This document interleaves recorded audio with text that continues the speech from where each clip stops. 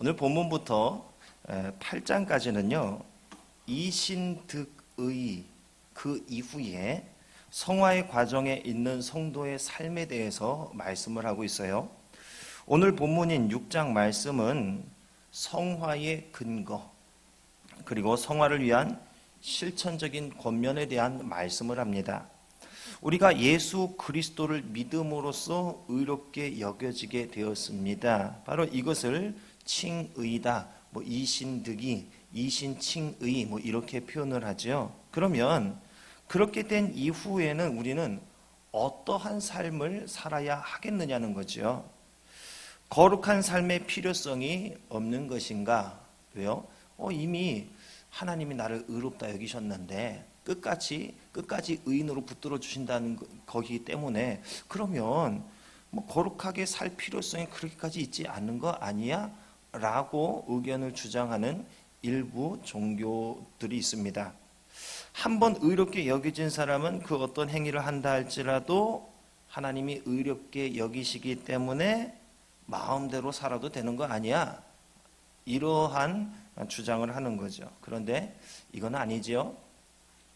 성도가 하나님으로부터 의롭다함을 받은 것은 이 땅에서 이제 내 마음대로 살아도 하나님께 의롭다 인정을 받았으니까 괜찮다, 이것이 아니고 하나님께 의롭다함을 받은 그때부터 비로소 성도의 삶이 시작되는 거예요.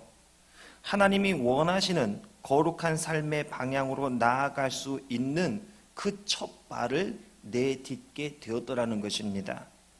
신앙의 기초들이 놓여졌다는 것을 의미하는 거죠. 이전에는 내 마음대로 살았습니다. 어디로 갈지 몰라서 이리저리 헤매는 삶을 살기도 했습니다. 그러나 이제는 하나님께서 원하시는 삶을 살아갈 수 있는 그 길이 비로소 나에게 열리게 되는 거예요. 내가 믿음으로 의롭다함을 여김받는 그 순간부터 그 첫 걸음을 딛기 시작하더라는 것입니다. 하나님으로부터 의롭다함을 받은 것은 성도를 의롭게 만드는 효력을 가지고 있습니다.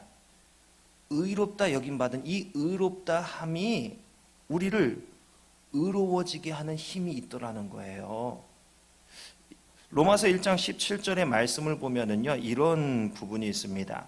믿음으로 믿음에 이르게 하나니, 믿음으로 믿음에 이르게 한다, 이런 표현이 있는데, 성도가 하나님으로부터 의롭다함을 받게 될 때 그 의가, 믿음으로 믿음에 이르게 하는 그 의가 성도의 삶에 작용이 되기 시작해요.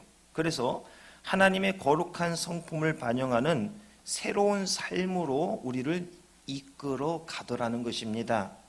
하나님의 의가 우리를 거룩한 삶으로 계속해서 이끌어 가더라는 것이지요. 이처럼 믿음으로 의롭다함을 받은 성도가 하나님의 거룩함을 닮아가는 삶의 과정을 살게 되는데, 이것을 신학적인 용어로 성화라고 합니다. 거룩하게 되어 간다는 거예요. 거룩해지는 이 과정을 일컬어서 성화되어 간다, 이렇게 표현을 하는데, 우리는 이 성화를 이 땅에서 숨쉬고 있는 동안에 완전히 다 이룰 수 없어요.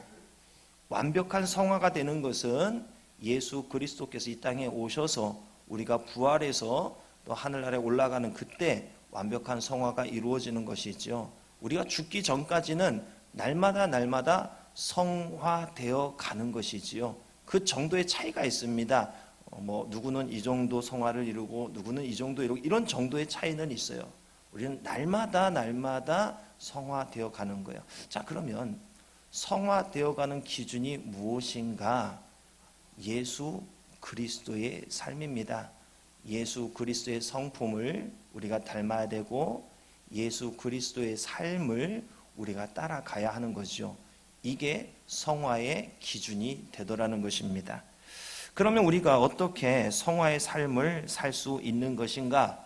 성화에 대한 그 근거가 어디에 있는가? 내 힘으로 성화된 삶을 살려고 몸부림칠 때에 어때요? 나 내일부터 정말 거룩하게 살아야지.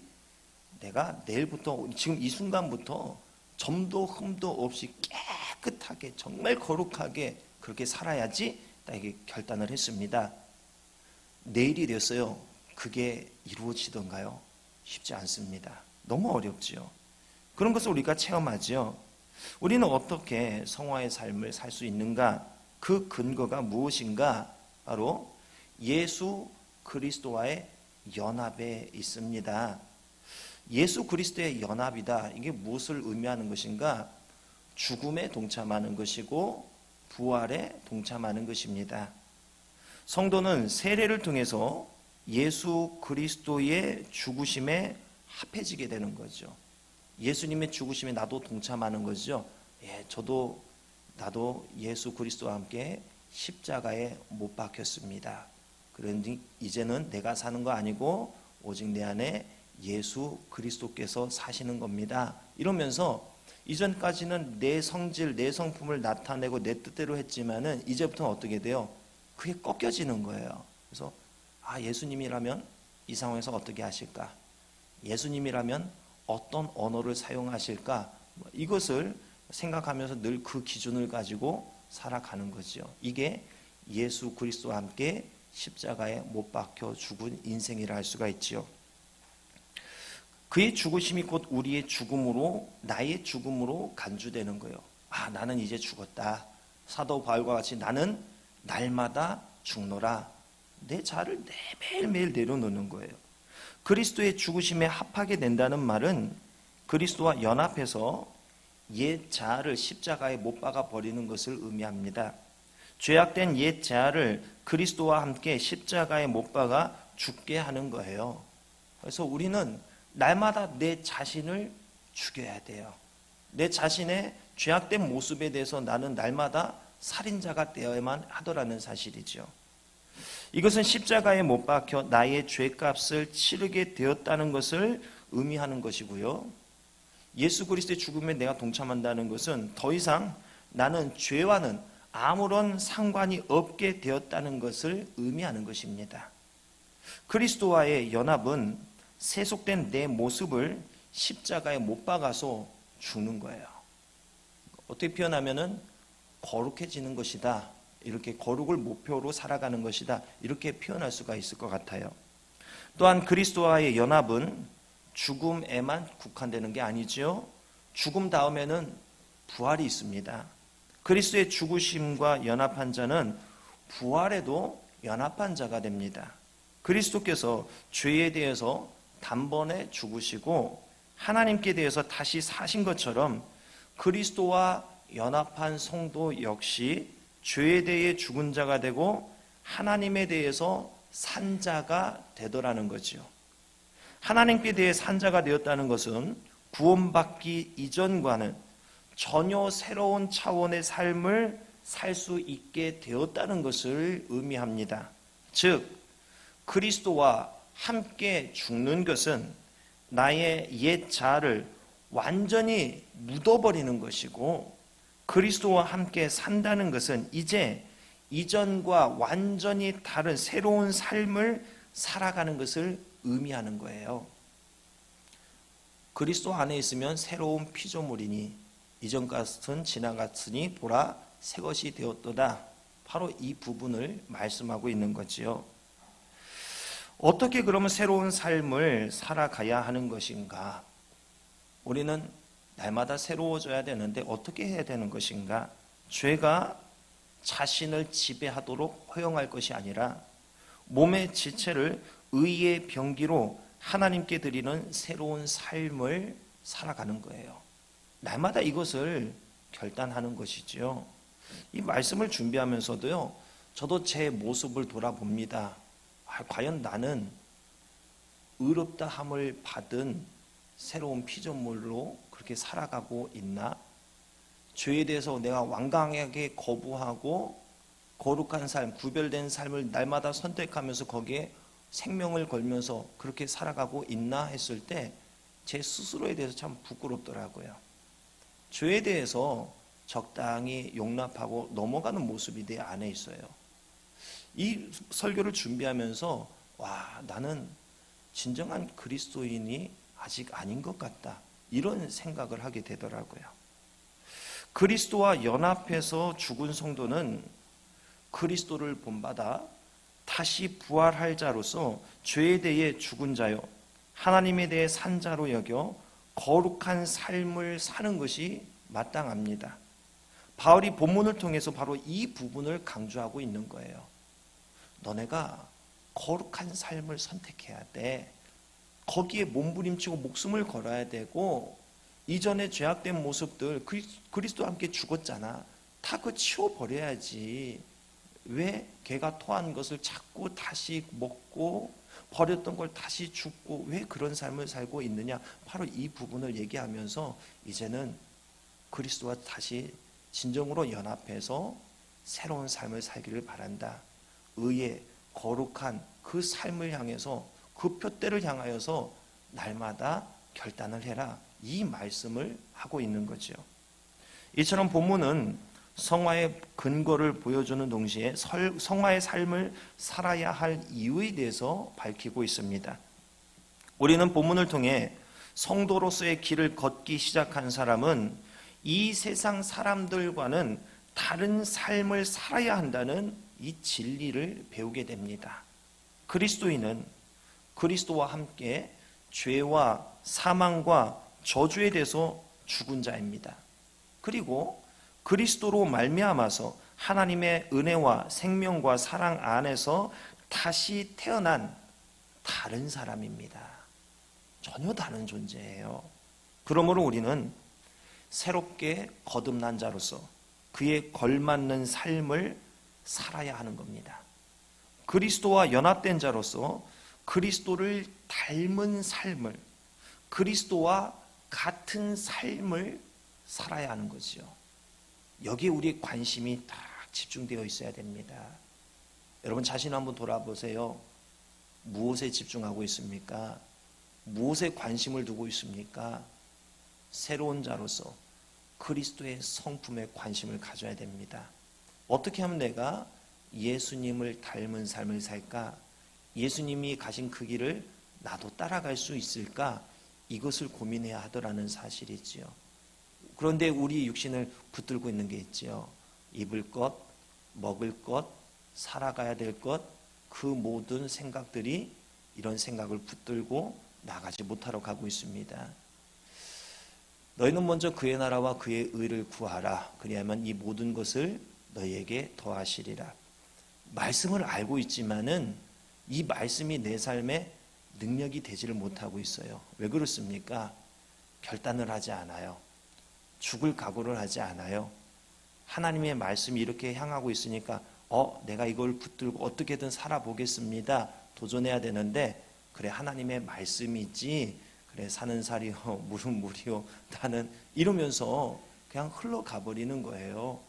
이게 우리의 문제라는 거죠. 그리스도의 형상을 본받아가는 성도의 성화는 이 땅을 살아가는 것 동안에 계속해서 진행됩니다. 성도는 이미 그리스도와 연합해서 죄에 대해 죽었으며 하나님께 대해서만 산 자가 되었습니다. 그런데 우리 생각은 하나님께 대해서만 살아있는 것이 아니라 죽어있던 것에 계속 살려고 하죠. 그리고 율법, 즉 그 자체로는 선하고 의롭지만 죄로 하여금 틈탈 기회를 제공하여 절망하고 탄식하게 만들었던 율법의 정죄와 구속력으로부터도 우리는 해방되었습니다. 자유한 인생이 되었어요. 그리고 성도에게는 그리스도를 죽은 가운데 다시 살리신 하나님의 영이 내주하시는데, 성도 안에 거하시는 그 영으로 인해서 그분의 능력이 우리의 연약함을 날마다 도와주십니다. 예수님도 알고 계셔요. 여러분이 내가 얼마나 연약한 존재라는 것을 알고 계셔요. 그래서 내 안에 내주에 계셔서 우리의 연약한 부분들을 날마다 도와주시더라는 사실이지요. 우리에게는 그리스도의 형상을 본받아 그 형상이 온전히 이루게 되는 날이 오게 될 것입니다. 비록 우리의 현재 모습이 연약하고 부족할지라도 그날은 언젠가는 반드시 오게 됩니다. 바울은 먼저 성도를 향해 자기 지체를 불의의 병기로 죄에 드릴 것이 아니라 의의 병기로 하나님께 드려라, 이렇게 말씀을 합니다. 구원은 성도의 노력이나 우리의 공로에 의해서 이루어지지 않습니다. 구원은 전적으로 하나님의 은혜와 그리스도에 대한 믿음으로써 주어지게 되는 것이지요. 때문에 성도는 하나님의 은혜로 죄에게서 해방된 자로 자기를 의의 종으로 하나님께 드리는 것이 마땅하더라는 것입니다. 왜요? 내 노력과 힘으로 내가 택함받거나 구원받은 것이 아니요, 전적인 하나님의 은혜로서 이 자리까지 왔기 때문에 우리는 하나님의 종으로서 내 삶을 하나님께 드리는 것이 마땅하더라는 것이죠. 우리는 자신의 몸을 불의한 일에 사용하게 할 것인가, 의로운 일에 사용하게 할 것인가를 날마다 선택해야 됩니다. 이것은 우리 평생에 따라다니는 숙제예요. 중간지대는 없습니다. 의로운 삶을 살 것인가, 불의한 삶을 살 것인가, 둘 중에 하나예요. 바울은 성도가 마땅히 성화의 삶, 곧 의의 종으로 살아야 함을 강조하기 위해서 인간은 자신이 순종하는 대상에게 종이 되는 일반적인 현상을 나타내게 되는데, 이것을 근거로 하여서 어떤 이는 죄에게 순종하여서 죄의 종이 되는 삶을 살아 사망에 이르고, 어떤 이는 하나님께 순종하는 종이 되어서 의에 이르러 영생을 얻게 된다는 것을 설명합니다. 그렇죠. 내가 더 생각하는 것에 우리는 매임을 받게 됩니다. 내가 더 생각하고 더 뭔가 하는, 집중하는 그것에 우리는 종이 되는 거지요. 성도가 그리스도를 믿고 난 후에도 여전히 죄 가운데 거하여 죄의 종 노릇을 하고 있다면 그는 진실로 그리스도를 믿어 구원에 이른 자라고 볼 수가 없습니다. 이게 섬뜩한 말씀입니다. 그리스도인이고 성도라 하여서 또 교회 안에서 직분을 내가 얻었다고 해서 내가 구원에 이른 것이다, 구원이 확정된 것이라 아니더라는 거예요. 수많은 성도가 앉아서 예배를 드리지만 100%다 구원을 받았다 확신할 수가 없더라는 것입니다. 여전히 죄 가운데 살아가고 있으면서 겉모습만 성도의 모습을 나타내는 것, 이거 성도가 아니라는 말씀이지요. 성도가 성화의 삶을 살 때만 의의 종으로 인정받아서 영생에 이룰 수가 있더라는 것입니다. 이 말씀을 통해서 내 삶의 최선의 그 마지노선을 확인할 필요가 있어요. 나는 의의 종이 되기 위해서 발버둥치는 삶을 살고 있는가? 죄의 모습 내가 알고 있으면서 그거 끊어내야 되는데 여전히 끊어내지 못하고 그렇게 질질 끌려다니며 살고 있지는 않는가? 어떻습니까? 이 나의 모습을 통해서 내가 정말 그리스도인인가? 모양만 그리스도인인가? 내 스스로도 진단할 수가 있어요. 주님은 마태복음 6장 24절에서 한 사람이 두 주인을 섬기지 못할 것이라 말씀합니다. 바울이 본문을 통해 강조하는 것이 바로 이 부분입니다. 그리스도인은 하나님밖에 다른 주인을 섬길 수가 없는 의의 종이라는 사실입니다. 우리는 생의 일부를 하나님께, 그리고 다른 일부를 이 세상에 이렇게 바칠 수가 없어요. 하나님께 전부를 드리지 않으면 안 되는 것이죠. 사람이 자기 생의 한 구석을 하나님 없이 살려 하고 자기 생의 약간의 다소 조그만 이 부분을 하나님 없이 존재하게 한다면 그는 진정한 그리스도인이 아니더라는 것입니다. 전부를 드리지 않으면 가짜 성도라는 거죠. 그리스도인은 자기 생을 완전히 하나님의 지배하에 두고 아무것도 숨겨놓은 것이 없는 사람이어야 합니다. 그러므로 성도는 철저하게 자신을 의의 병기와 의의 종으로 하나님께 헌신해야만 하더라는 것입니다. 즉 성도는 은혜에 합당한 생활을 해야만 하더라는 거예요. 성도가 하나님의 은혜 아래 거하는 존재라고 해서 죄를 범하는 생활을 한다면 그것은 결단코 성도의 생활이 아닙니다. 이런 사람은 결코 성도라 부를 수 없어요.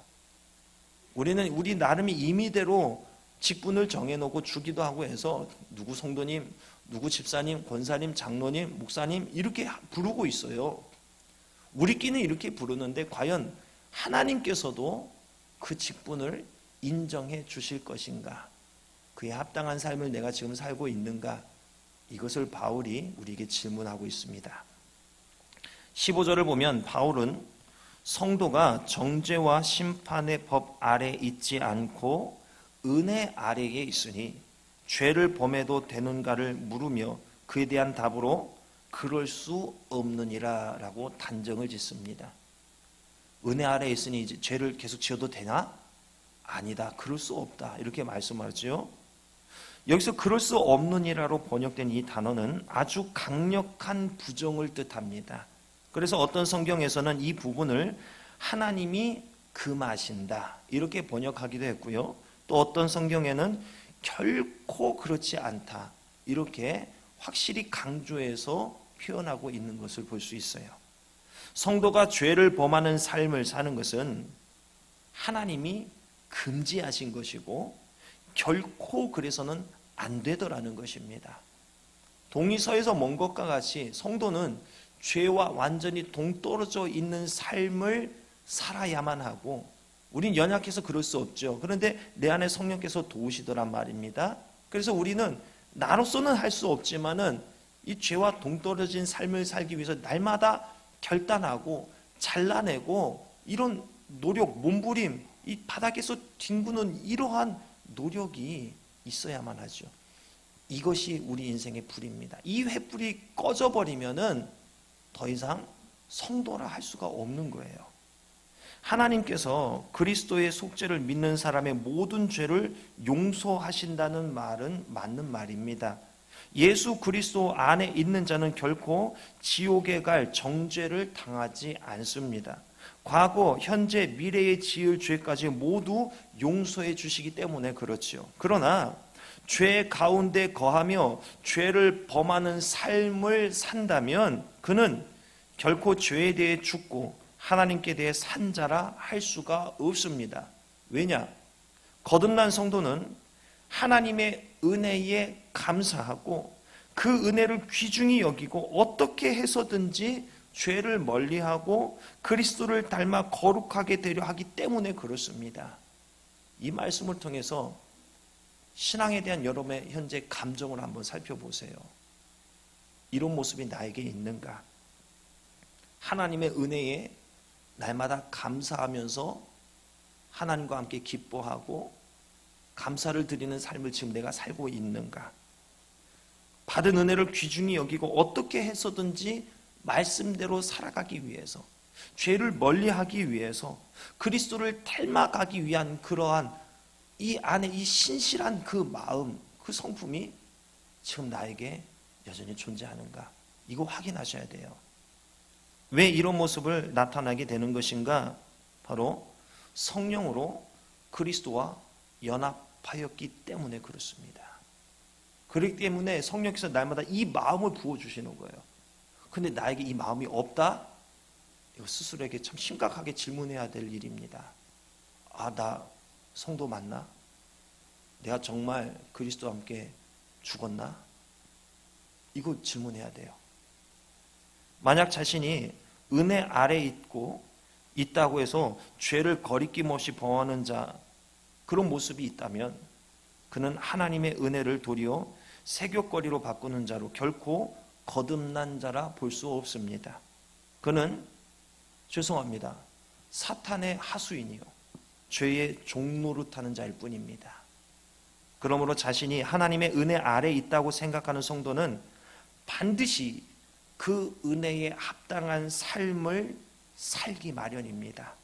자신이 은혜 아래 있는 자라는 것을 그 삶을 통해 신앙의 이 성품과 이 내면을 통해 입증해 낼 수밖에 없는 거예요.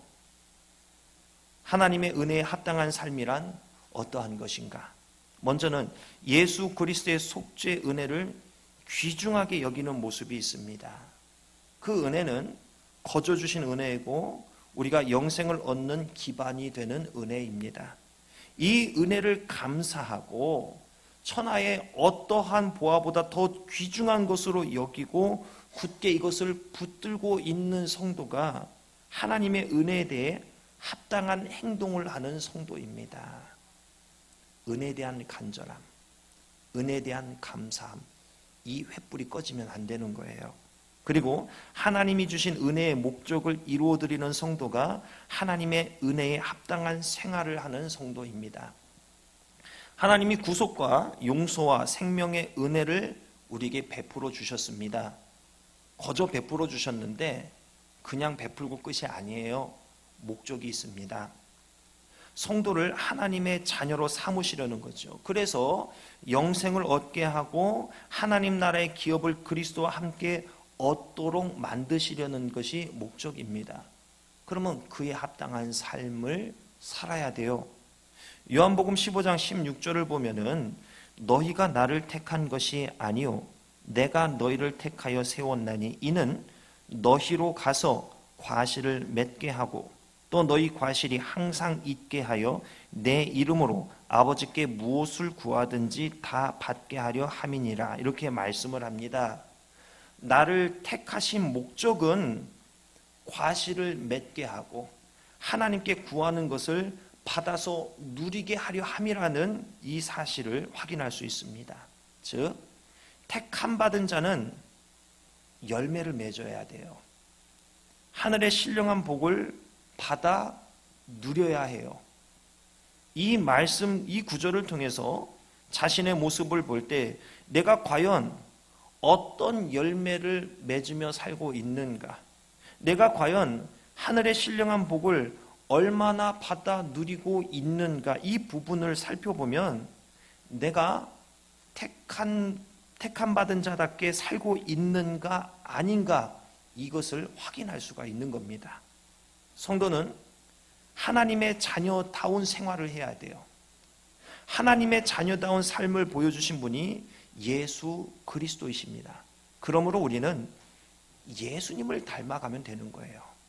죄를 미워하고 하나님의 의와 사랑을 본받는 생활을 하는 것이 예수님을 닮아가는 삶이요 하나님의 은혜에 합당한 삶인 것입니다. 우리가 사람에 대해서 평가하거나 그럴 깜냥은 안 되지요. 그렇게 해서도 안 되지만은 사람을 우리가 평가할 때 나와의 관계, 친분이라는 색안경으로 평가하지 마세요. 그가 과연 예수님을 얼마나 닮았는가 이 부분을 보고 평가하세요. 그가 얼마나 신령한 열매를 맺으며 살고 있는가, 그가 얼마나 신령한 복을 누리고 있는가 그거를 보세요. 그러면 그 사람이 얼마나 신령한 사람인가를 알 수 있습니다. 겉으로 드러나는 행위가 열매 아닙니다. 주변 사람에게 신앙에 어떠한 영향력을 주고 있는가 바로 이 부분이 중요한 열매를 알 수 있어요. 예전에요 어떤 목사님은 이 강대상에 서서요 막 자신 있게 이렇게 설교하고 외치면서 성도들에게 반말을 하고요 심지어는 욕설까지 내뱉는 분을 본 적이 있습니다. 자신이 능력의 종이라고 영적으로 대단한 사람이라고 광고하면서 좀 비인격적인 모습을 나타내는 거예요. 절대 선한 영향력을 끼치지 못합니다. 일부 성도들은 그런 모습을 보면서 와, 저 목사님 카리스마 넘친다. 야, 리더십 있다. 이렇게 얘기를 해요. 그거 바른 신앙 아닙니다. 예수님도 제자들의 발을 닦아주시는 겸손과 낮아짐의 모습을 보이셨는데 어찌 감히 한낱 사람이 높아지며 타인의 인격을 무시할 수 있단 말입니까? 이건 절대 비성경적인 모습입니다. 마지막으로 하나님의 은혜에 합당한 삶이란 하늘 나라의 열매를 맺는 생활을 하는 것입니다. 온갖 착함과 의로움과 선한 열매를 그 삶에서 맺어내고 성령의 열매를 맺으며 전도의 열매를 맺는 삶을 사는 거예요. 이처럼 하나님의 구속의 은혜를 귀히 여기고 그리스도를 닮기 위해서 애쓰고 온갖 아름다운 하늘나라의 열매를 맺는 삶이 하나님의 은혜에 합당한 삶이에요. 하나님은 이렇게 생활하는 성도에게 더욱 풍성한 구속의 은혜와 하늘나라의 복을 내려주십니다. 이 과정을 생략하고 우리는 바로 점프해서 결과해서 하늘나라의 복을 주시옵소서 이렇게 구하고는 하는데 이 과정이 더 중요하더라는 것입니다. 이런 삶을 살지 않으면서 하늘나라의 복을 구하는 거 이거 모순이더라는 사실입니다. 성도가 아니면서 하나님께 구하고 있는 거예요. 우리가 나 자신을 무엇에 내어주는 삶을 살고 있는가? 이거 매우 중요합니다. 어떤 대상에게 나를 내어주는가에 의해서 어떤 열매를 맺는가가 결정이 됩니다. 그러므로 자신의 모습을 볼 때에 현재 어떤 열매를 맺고 있는가를 확인해 보면 내가 누구에게 나 자신을 내어주고 있는가를 명확하게 볼 수가 있습니다. 여러분 자신을 의의 병기로 하나님께만 드리시기 바랍니다. 이것을 위해서 여러분은 생명을 다하셔야 하는 것입니다. 이 모습이 하나님께 택함받은 하나님의 백성이라는 것을 입증해 주는 것입니다. 뭐 놀라운 기적을 일으키고 뭐 큰 뭔 일을 하고 이거 아니에요. 하나님 앞에 내가 얼마나 애쓰며 살아가고 있는가 이 모습이 중요하더라는 겁니다. 이 모습이 내게 없다면 정말 심각하게 고민하고 자신의 삶을 다시 개혁해 나가야 할 것입니다. 우리 모두 하나님의 은혜에 합당한 생활을 하여서 하나님께 더욱 큰 은혜를 받는 성도 될 수 있기를 주님의 이름으로 축원합니다.